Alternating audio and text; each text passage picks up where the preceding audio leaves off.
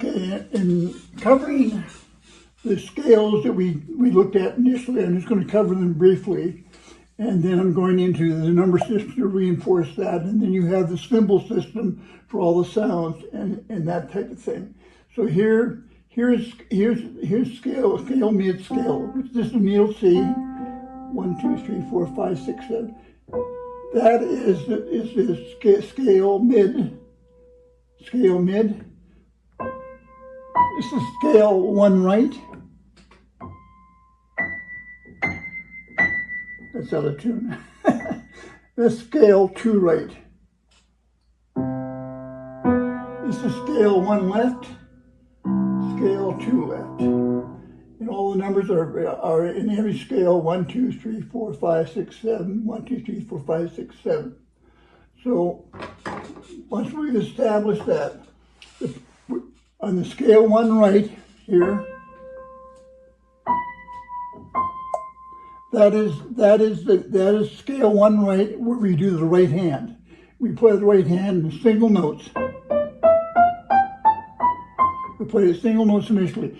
Later on, we'll show how to play more than one note on the right hand, but at this present time, we're just going to do one note at a time. That's 1 through 7. Now, it's important to understand that in those 7 notes, 7 white notes, and 5 black notes, you can play any song that's ever been played in the world, because all the songs, all the notes are covered, encompassed in those in that scale. Now, occasionally there's an overlap because you replace the note, you do the same note higher or lower. But 80% of all the songs in the key of C, which we're looking at, which is one of the advantages of the teaching in the Aldcorn method, is in this key right here. Okay, now I just want to stress the importance that all the songs can be played in that key, 80% of them, again with the black keys, and we'll talk about the black keys later on when we get to the Wizard of Oz, Over the Rainbow. Right now I'm going to play Do a Deer, and I'm going to go over that quickly just to be sure that how you do that. Then I'm going to play the left hand again. Again, we're starting here in scale 1 right.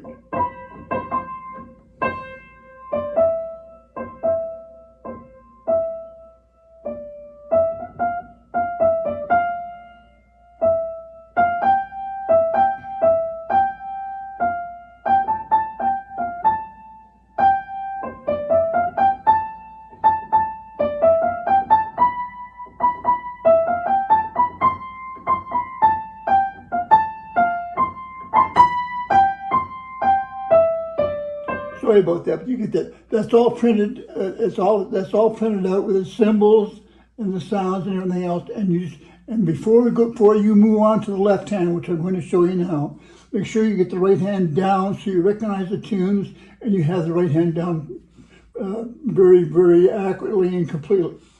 Now I'm going to show you how the left hand, the importance of left hand communicating with the right hand and developing harmony.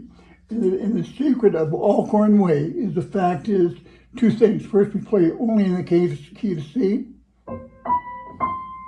Secondly, whenever we hit a note here, up here, we hit the same note down here. So we always have harmony. So it's impossible not to have harmony when you replicate the same key on the right hand with the left hand. And in order to do that, I'll go through one note to show you with Do a Deer.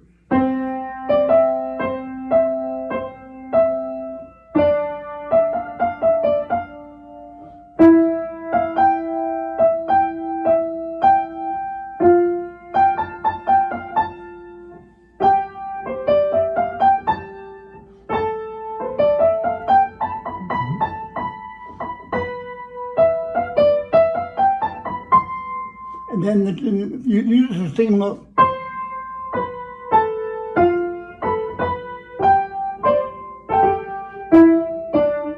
Sometimes you use the single note to reinforce the sound. So that's the availability and the positive of the note, one note.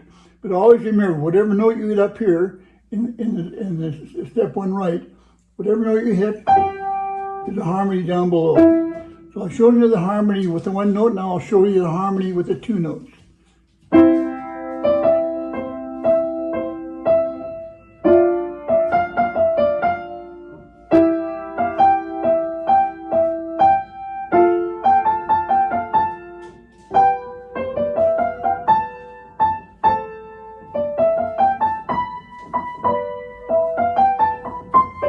Give me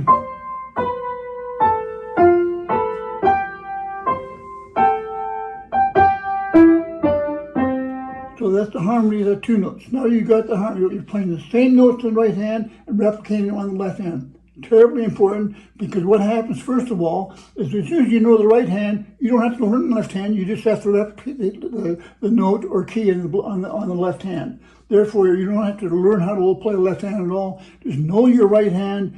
Know the sound and practice the song often enough that you know the notes you're going to hit. So if you're hitting in the note 1, 2, 3, 4, 5 here, you're hitting the note 5 down there. You're hitting the note 7 up here. You're hitting 7 down there. You're hitting a 2 down up here. You're hitting 2 down here. Now I'm going to start going over the first notes. One note, one key. I'm going over 2, all over 3.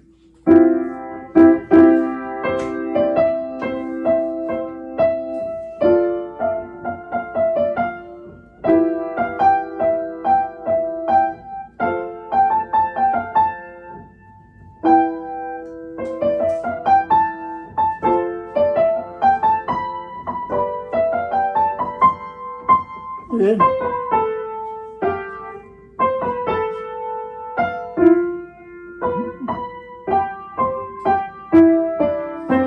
So that replicates the 3 notes. Now the third important thing to realize is that when you play the 3 notes down here, 1, 3, 5, 1, 3, 5 down here, 1, 3, 5 harmonizes with a 1, it harmonizes with 3, and harmonizes with 5. So in those total of 7 keys, white keys, you've covered 3 of them already. Secondly, when you go to 2, 4, 6, harmonize. All those notes are harmonized. All those notes harmonized with a 2, 4, 6. Similarly, 3, 5, 7.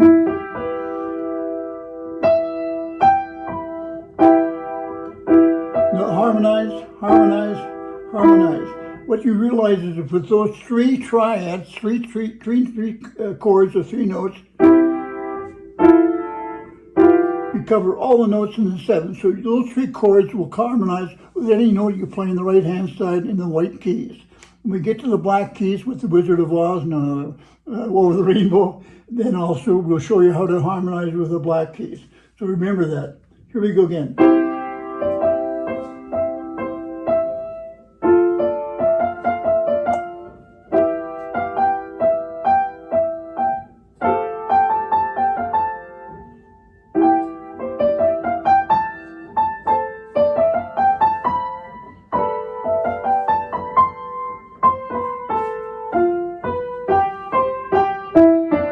Getting that down pretty good, actually.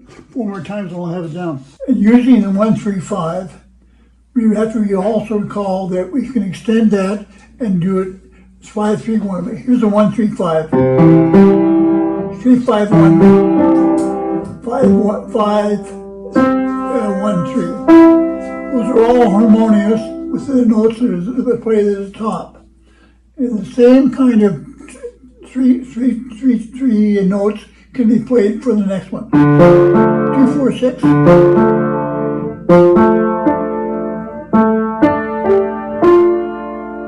And also for the 3, 5, 7. 3, 5, 2.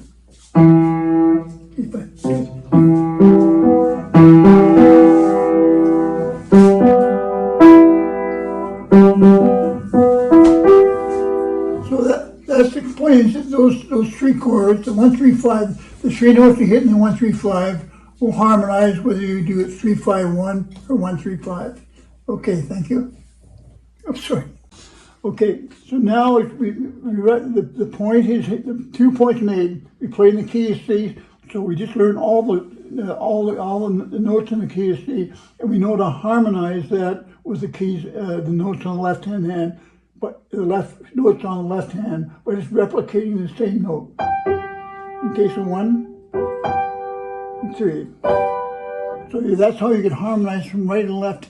And the advantage is you never have to memorize what's going to happen on the left hand. You just note what you're the note you're playing on the right hand in the S1 right scale, and then you just replicate the same one down below. Now, I'm going to talk about various ways of doing the left hand, and in terms of getting the variety and the sound of what you're doing, to provide a variety and interest in the chording on the left hand against the right hand. And we've gone over already the single note, the double note, and the triple note. And now I'm going to speak about what I call a roll system, where you roll the sounds of the chord itself in order to create interest. You can do that with 2 notes.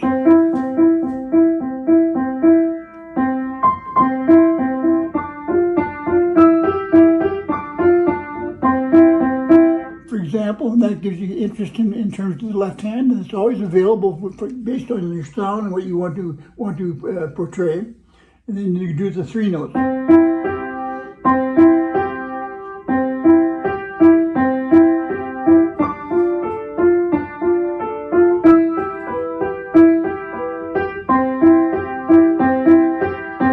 Or you can do it another way by sound.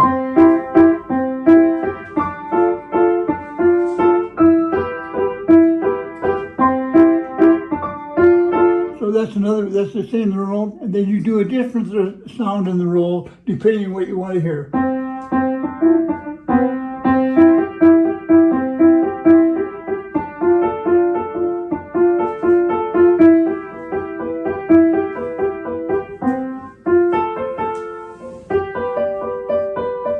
So that's the roll system. So those are all varieties that you use in left hand to make the sound more palatable, agreeable, and easier to recognize. The next method I'm going to talk about in the left hand is a little difficult because it's called stride piano. And it's the old piano players, the original piano players like Art Tatum used to play with their songs, and they go.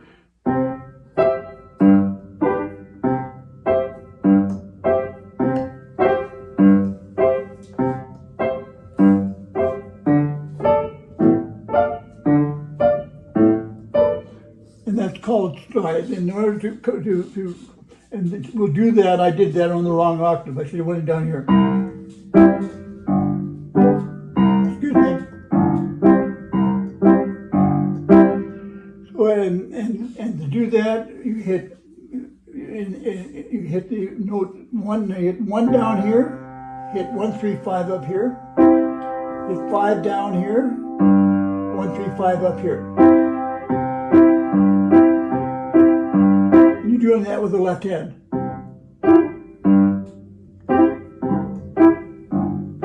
And you do that.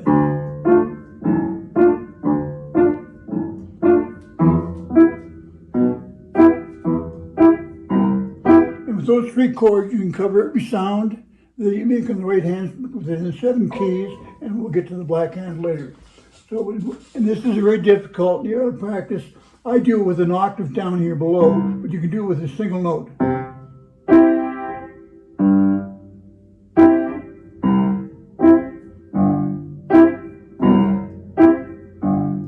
And that's 4 times. You see how a sound that has sort of a waltz goes into it, you go.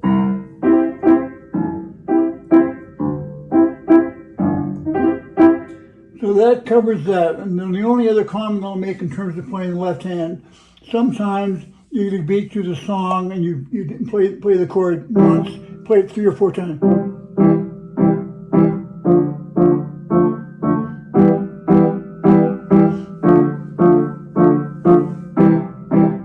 And that'll establish the beat and the sound against the right hand.